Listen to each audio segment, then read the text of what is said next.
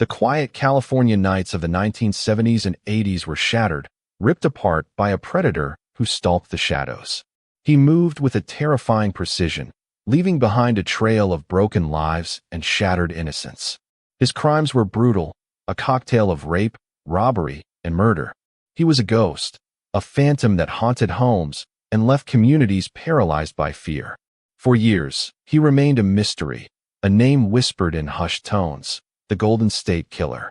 But the terror, the pain, the unanswered questions, all of it would eventually find a reckoning. This is the story of Joseph James DeAngelo, the man behind the mask and the long road to justice. The story begins in the heart of California, in the suburbs and quiet towns that were suddenly thrust into a nightmare. The Golden State Killer, also known as the East Area Rapist and the original Night Stalker, began his reign of terror in the mid-1970s in Sacramento County. This was a time of burgeoning suburban sprawl, of tract homes with manicured lawns and white picket fences, a seemingly idyllic landscape that became the hunting ground for a meticulously calculated predator. The communities of Carmichael, Citrus Heights, and Rancho Cordova, once defined by their peaceful anonymity, were now etched into infamy by a series of terrifying home invasions. He was a master of disguise, entering homes late at night, armed with a gun and a flashlight. His modus operandi was chillingly consistent. He'd tie up the residents, often a couple, before raping the woman in front of her partner. He was meticulous, even leaving food on the table for himself, a chilling display of control and arrogance. His victims were terrorized, their homes violated, their lives irrevocably changed.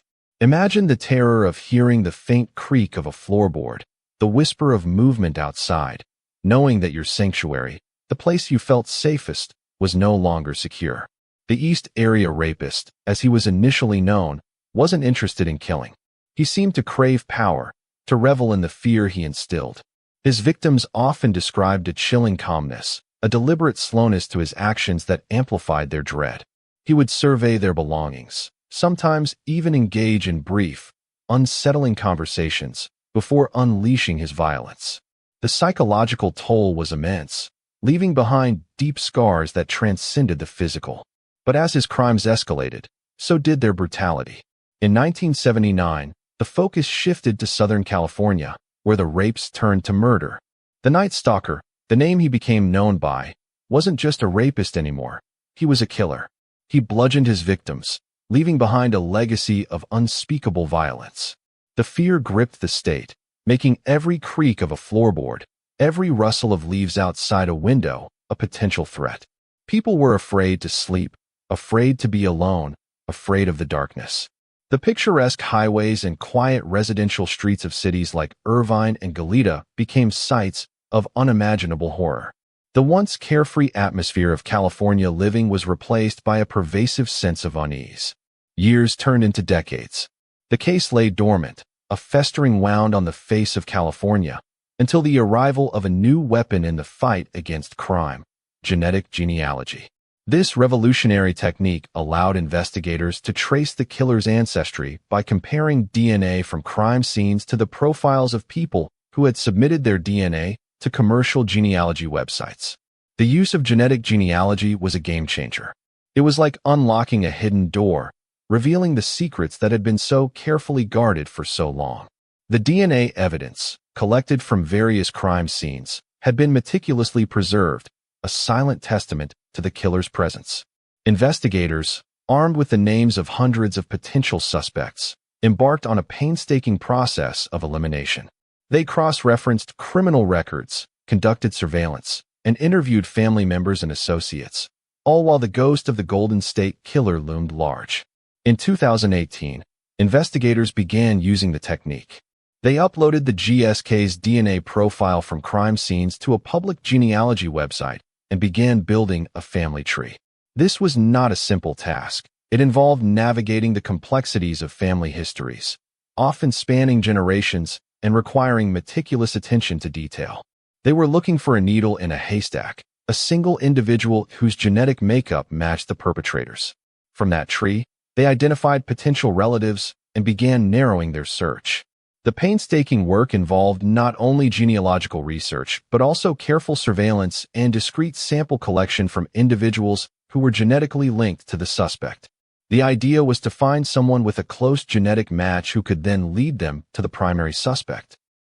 They zeroed in on a man named Joseph James DeAngelo, a former police officer from Exeter, California. The irony was stark, almost unbearable. The very man who was supposed to protect and serve, the man who may have known the rules, the man who may have had access to the tools of the trade, was, in fact, the monster they were hunting. Exeter, a small agricultural community in Tulare County, seemed an unlikely place for such a profound connection to the widespread terror. Surveillance confirmed the suspicions. Investigators secretly obtained DNA samples from DeAngelo, from items he had discarded, a discarded tissue, a soda can. They compared the samples with the crime scene evidence. The results were irrefutable. Joseph James DeAngelo was the Golden State Killer. The scientific certainty provided a profound sense of vindication for the investigators who had dedicated years, even decades, to solving the case. The news sent shockwaves across the state and beyond. The phantom, the ghost, the man who had terrorized so many, had finally been unmasked. The families of the victims, who had lived with the pain and the uncertainty for decades, experienced a mix of emotions. Relief mingled with grief, and a sense of closure, tinged with the reality of their loss.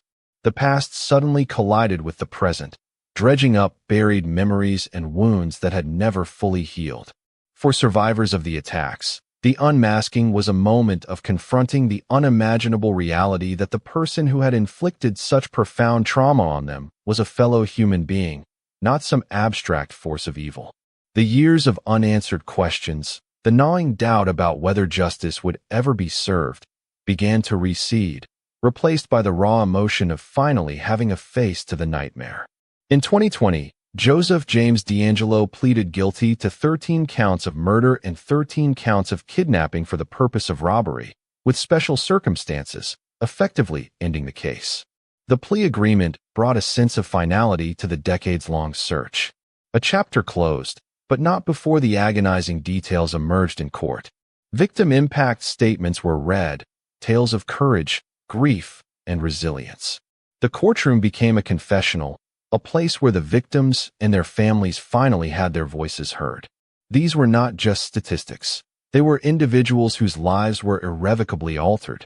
Stories of parents who had to shield their children from the horrors, of couples whose trust was shattered, of individuals who lived in constant fear for years. DeAngelo remained stoic, offering little reaction as the stories of his crimes unfolded. He sat there, a seemingly ordinary man, the embodiment of the evil that had plagued California for so long. He was sentenced to multiple life sentences without the possibility of parole, a sentence that ensured he would never walk free again. The impact of the Golden State Killer's crimes is immeasurable. The physical and emotional scars of the victims and their families will last a lifetime. The sense of safety that was stolen from so many is irreplaceable. The case also highlights the importance of perseverance and the tireless dedication of law enforcement and the advancements in forensic science. The use of genetic genealogy, a relatively new technique, brought the killer to justice when traditional methods failed. It showcases the power of modern science and technology in unraveling cold cases and bringing closure to victims and their families.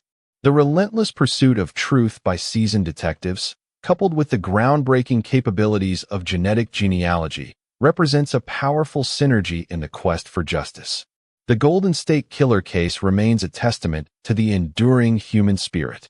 It is a story of darkness and light, of evil and good. It is a reminder that even in the face of unspeakable acts, hope can endure and justice can prevail. It is a story of the power of technology, the importance of never giving up, and the lasting impact of trauma. It is a story etched in the annals of true crime, forever reminding us of the price of fear and the enduring quest for justice. The narrative of the Golden State Killer is a somber reminder of the vulnerability that can exist even in the most serene settings, and the profound impact that one individual's darkness can have on so many lives.